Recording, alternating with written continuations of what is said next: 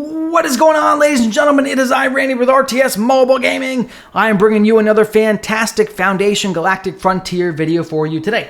In today's video, we're talking about a very specific topic. That is going to be port raid fights against planets or stars and other ground fight-based battles. Sometimes you'll see them as planetary objectives. Long story short, we're going to talk through a lot of the stronger champions today. We'll talk about a great combo that has tremendous synergy. We'll talk about some free-to-play options, and we will talk about the stream sponsor for today's video, Lootify. So, if you like today's content, like and subscribe. I love you guys long time. Here we go. The first thing you need to know when you are getting ready to do a port raid fight is you want to do your attacks when your Commerce Guild assault is occurring. Your guild can schedule this in advance. It will be a 45-minute period where you are attacking the port commander and you actually get a substantial damage buff. In addition, as your allies attack the port commander and as you attack the port commander, as you hit different damage milestones, you will break the port commander's armor, giving him a defense debuff for 3 minutes every time you do that. During those 3 minutes, you will, you guessed it, do even more bonus damage. So the most effective time for you to possibly attack this dude is during a Commerce Guild assault when his defense has been broken. Now, I was working when this event happened, so I actually missed the Commerce Guild assault and the armor-breaking, penetrating moments. So we're going to be attacking dry here. We'll just go ahead and get ready to rock and roll. So let me start the fight. Well, actually, let me show you how the fight starts. The fight starts by letting you select different champions in different orders with different synergies, showing you the power of the port commander you're fighting and basically telling you if you're going to win or lose. Now, at level 5 planets, the legendary commanders that I have are far stronger than the port commander, so they're almost a guaranteed victory. I want to start with the strongest commander out there, which is Evan. Evan does a huge amount of damage. He's an absolute monster. He has a beam attack that does disgusting levels of damage and a massive AoE nuke around him. Then, once he launches his nuke, his next couple ground attack physical strikes, pow, pow, pow, do a bunch of bonus damage, and then he gets right back into his normal 4 consecutive attack routine. In addition to that, every time Evan uses his nuke, he gets 23.7% bonus damage at level 16 out of 20 skills. He gets a tremendous amount of damage, which maxes out at 30% of his attack, giving him a great advantage. Once he uses his nuke, his damage just continues to go up. Evan synergizes super well with another hero. I want to point out Doug. Doug is actually really underrated. Doug, first of all, has a really high damage nuke for a beam hero that is free-to-play friendly. You can summon Doug and his shards through the regular summoning portal. Doug is actually really interesting because he has a great damage nuke. It's not quite as much as Evan's. It's about 30% lower damage than Evan's. It doesn't have as big enough AoE. It's a much more narrow 7-meter AoE, and it has a little bit of crowd control and repositioning mixed in. Evan pairs nicely with Doug because Doug has a ability, his third ability is going to give bonus damage to other beam heroes. In addition to giving bonus damage to other beam heroes, when Doug uses his attack, he will apply vulnerability to the target, causing the target to take even more bonus damage. So Doug is going to boost the bonus damage dealt by other beam heroes and other heroes in general. If you don't use beam heroes, it's fine. Doug will actually still give more vulnerability damage. If we take 2 beam heroes, it's only right to talk about a third beam hero to get maximum synergy. Now, you don't get the same massive 20% stat bonuses and all these other things like in space battles for using the same heroes, but what you do get is Aliya, and I'm probably saying her name wrong, but Aliya is an absolute monster as well. She has a huge damage AoE nuke. It does great damage and a beautiful AoE. She's also a melee hero, so she's going to run up and do melee damage on the port commander, drawing the port commander's aggro. It will be attacking her instead of your more squishy heroes who are at range. Okay, Aliya, in addition to having a great damage nuke, her third skill gives her bonus damage for each other beam hero on the battlefield. So if you happen to have Evan and you happen to have Doug out there on the battlefield with Aliya, you're going to see a crazy amount of damage output happening. Aliya is going to get a double damage bonus from having 2 other beam heroes on the battlefield, and it's going to do a tremendous amount of successful damage.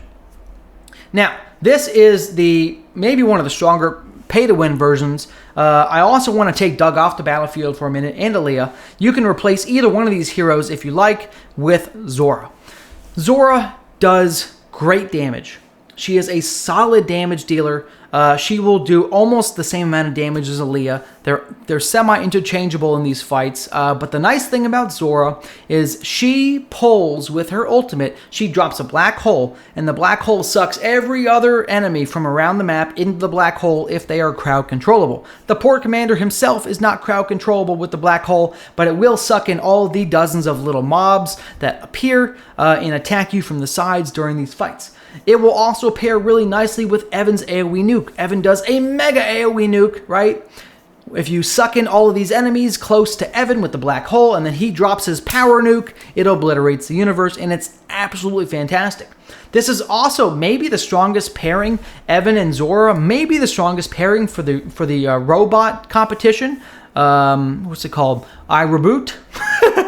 I don't know what it's called. But anyways, in week 2 of your server and throughout the rest of your season, you will have this robot killing challenge where you have to kill as many robots as you can. You have great rewards. The best combo in the game is Evan and Zora, because Zora will crowd control the entire map, suck all the mobs into the middle, and again, bam, Evan will power nuke them, okay? So you can interchange Zora and Aliya depending on the type of fight.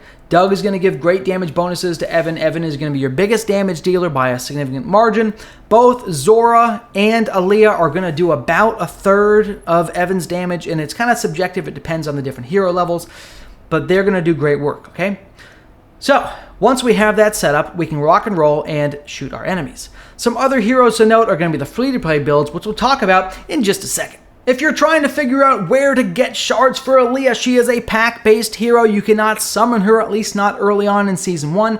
Maybe after the 45-day mark, there's other ways to get her. But right now, you have to either purchase her packs or do something else with your life, like sell a kidney. And if you are going to purchase Aliya packs, can I suggest you use the sponsor for today's video, Lootify. Check the link to Lootify's Discord in the video description below. Save yourself 15% on the in-game packs, and thank you, by the way, to Lootify for sponsoring today's content. Back to the free-to-play setup, guys. If you are running entirely free-to-play, you will have access to some of these heroes, such as Doug, okay? You will also have some of these other heroes, Aliya, and I'm probably saying all the names wrong. But and Cocoon. Cocoon is terrible at ground attacks, so don't use her unless your heroes are dying, because she gives you a shield and some healing. But some purple heroes that really pair very nicely together are Kama, Lonnie, and this other dude whose name I forgot. Typhus. I don't know. I'll correct it. How did I forget? Okay. Fade. Totally different than what I said. You have Fade over here. You have Kama, and you have Lonnie. Let's talk about Lonnie's abilities first, okay? Lonnie has the biggest damage nuke in the game outside of a legendary hero. There is no other purple hero in the game that has a bigger single nuke than Lonnie. She is an absolute monster. And even more than that, she has a second damage ability here, where every time she does damage to a target below 50% HP, it takes even more bonus damage. Lonnie is an absolute monster, and if you are free to play, you better be using her on your ground combat team. In addition to Lonnie being fantastic, let's talk about Kama. Kama has another beautiful ability. This ability is not super clear. It doesn't define how many strikes happen, but she does pretty solid damage. She creates thunderstorms on the enemy, which does great damage. In addition to that, her third skill gives her a disgusting amount of critical strike damage bonus, meaning every time she crits, she's almost doing double damage. So this really gives Kama a massive damage bonus, and again, she's not going to match the damage of some of these stronger legendary heroes. Their stats as an epic hero versus legendary, their raw stats are just substantially lower as well, so you're never going to really see them pan out one for one. But the nice thing about these free-to-play heroes is you can max them out much easier than these paid heroes, allowing you to get their abilities to a higher level, and if they are maxed out, they might be higher stats than some of your other heroes that are not, right? If I look at Lonnie's stats, I'm just going to take champion attack, 19,000, okay?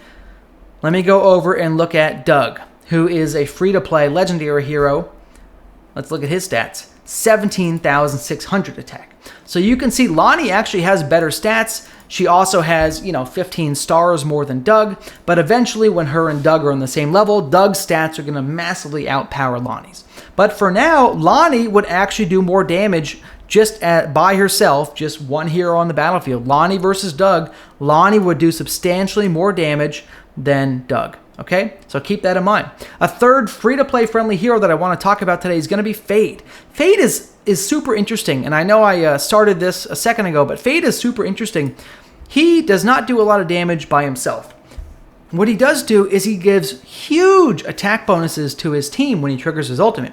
When he triggers Fighting Spirit, he gives a massive attack bonus maxed out at 120% at level 30 for 10 seconds and this is based on his own attack stat. I apologize. So keep that in mind. The higher stars you have this dude, the higher level, the higher stats he's going to have, the more bonus he's going to give to the teammates.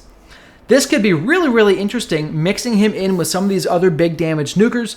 I really would be curious to know what Evan's nuke would look like if Fade was able to get an ultimate off first and give Evan this massive bonus. In addition, Fade has a second ability called Duty Calls, which gives all champions a static 15% attack bonus, which is really, really interesting. So again, I'd be super curious to see how Fade was able to give Evan's bonuses. Unfortunately, Fade is just terrible for space combat. I have no use for him in space combat right now. So I don't have him leveled up, and I haven't tested him in grind combat yet. So if you guys happen to test Fade and you happen to pair him with Kama and Lonnie or stick him with some spender heroes, let me know how it plays out. Anyways, guys, I'm going to go ahead and start the port fight. If you want, you can watch it. I'll go ahead and speed it up. I'll turn my face off, and we will go from there. Here we go.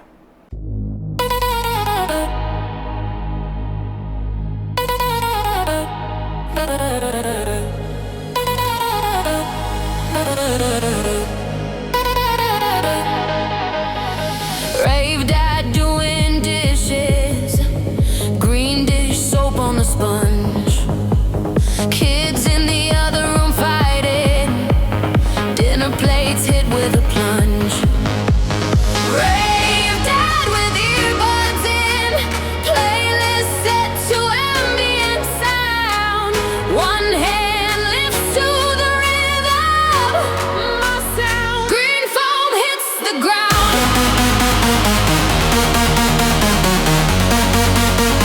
Green foam hits the ground.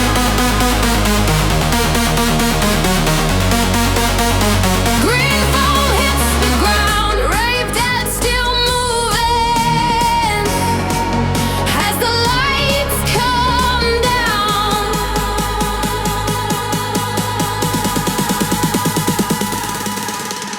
Rave dad doing dishes, no messing around.